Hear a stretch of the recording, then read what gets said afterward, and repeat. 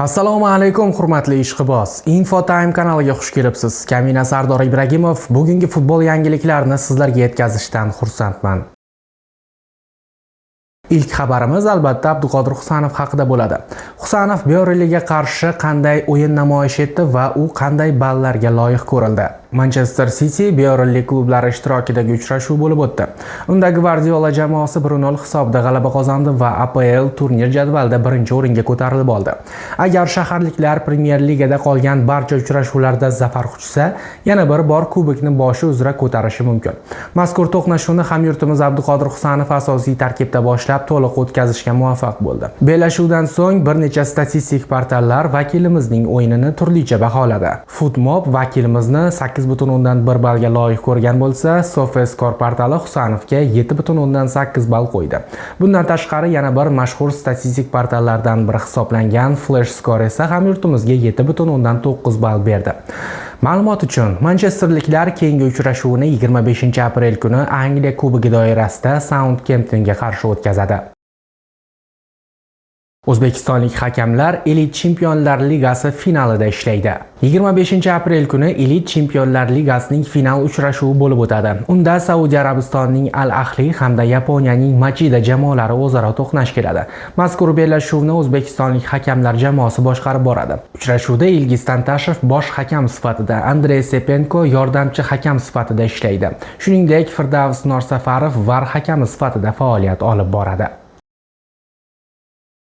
O'zbekiston milliy terma jamoasi himoyachisi Behruz Karimov reabilitatsiya jarayonini o'tamoqda. O'zbekiston milliy terma jamoasi himoyachisi Behruz Karimov yaqinda Toshkentda operatsiya qilinganidan xabaringiz bor. Futbolchi allaqachon G'azalkent klubi shifokori Dilshod Ashirov qo'l ostida tiklanish jarayonining birinchi bosqichini boshlab yubordi. Jarrohlik amaliyoti ham, reabilitatsiya jarayoni ham futbolchiga tegishli bo'lgan Futbol Group agentligi tomonidan to'landi, deyiladi xabarda. 18 yoshli o'ng qanot himoyachisi ushbu mavsumda Surxon safida 7 ta o'yinda ishtirok etdi. Bashar Shakir Eldor Shomurodovni Romadan to'liq sotib oldi. O'zbekiston terma jamoasi sardori Eldor Shomurodov faoliyatini Turkiyada davom ettiradigan bo'ldi. Insider Nikola Skiraning xabar berishiga ko'ra, Istanbul Bashar Shakir hujumchining transfer huquqini Romadan to'liq sotib oldi. Roma Press nashrining Tempo'ga tayanib yozishicha, Shomurodovning ijara shartnomasidagi majburiy sotib olish bandi avtomatik ravishda kuchga kirdi. Bu boradagi majburiyat Istanbul Bashar Shakir Turkiya Superligasida qolishini matematik jihatdan naqd qilgandan so'ng faollashdi. Shu tariqa Eldor Turk klubining to'liq a'zosiga aylandi. Rim klubi ushbu transferdan 2.8 million yevro ishlab oladi. Bundan tashqari Roma va Istanbul Başakşehir klublari o'rtasidagi kelishuvga ko'ra, hujumchining keyingi sotuvidan tushadigan foydaning 10% ham italiyaliklarga tegishli bo'ladi.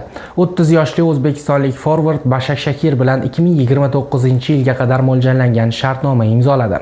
Ma'lumot uchun Roma Eldorni 2021-yilning yozida Genovadan 17.5 million yevro evaziga sotib olgan edi. O'tgan yozda esa turklar uni 3 million yevro ijara haqqi evaziga o'z safiga qo'shib olgandi. Eldor Shomurodov uchun joriy mavsum ancha muvaffaqiyatli o'tmoqda. Tajribali hujumchi barcha turnirlar doirasida 40 ta o'yinda maydonga tushib, o'z hisobiga 19 ta gol va 5 ta golli uzatmani yozdirib qo'ygan. Manchester City birinchi o'ringa chiqib olgandan keyin bosh murabbiy Josep Gvardiola nimalar dedi? Bizda imkoniyatlar bo'ldi, ko'plab vaziyatlar yaratdik, ajoyib o'yin o'tkazdik. 3 kun oldin qiyin o'yin bo'lganiga qaramay, qo'limizdan kelgan barcha ishni qildik. Bu oson bo'lmayapti.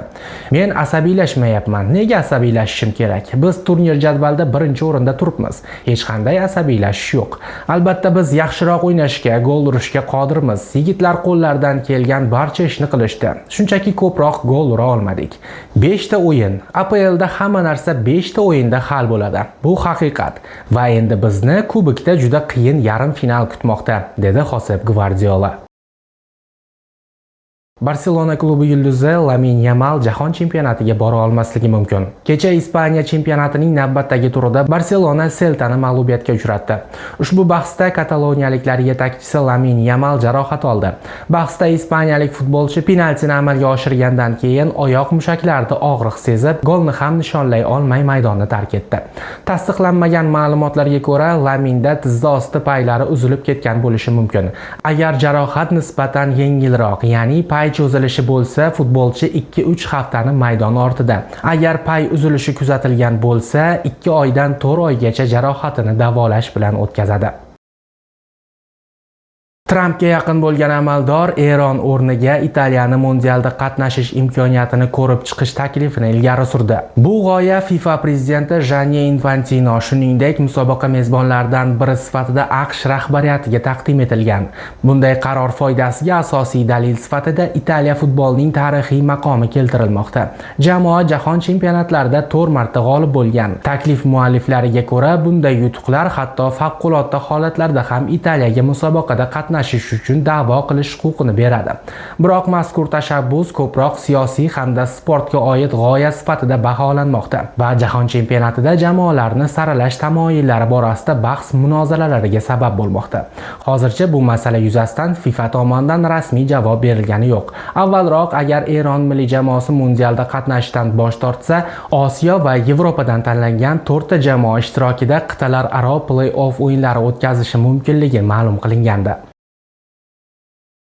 Ronaldo Al-Nasr bilan Osiyo Chempionlar Ligasi 2 finaliga chiqqach, o'z fikr-mulohazalari bilan o'rtoqlashdi. Yarim finalda Saudiya klubi Qatarning Al-Ahli jamoasini 5-1 hisobida tor-mor etdi. Ronaldo ushbu bahsda 78 daqiqa harakat qildi, biroq gol yoki assist qayd eta olmadi. O'yindan so'ng u o'zining X ijtimoiy tarmog'idagi sahifasida shunday yozdi: "Jamoam bilan faxrlanaman. Final bizni kutmoqda." Musobaqa finali 16-may kuni bo'lib o'tadi. Unda Al-Nasr Yaponiya vakili Gambo Osaka bilan chempionlik uchun kurash olib boradi. Ma'lumot uchun, Ronaldo joriy mavsumda barcha turnirlar doirasida 31 ta o'yinda maydonga tushib, 26 ta gol va 4 ta golli uzatmaga mualliflik qilgan. Siz nima deb o'ylaysiz, qadrli ishqiboz? Fikringizni izohlar bo'limiga yozib qoldiring. Kanalimizga obuna bo'lishni va albatta like bosishni unutmang.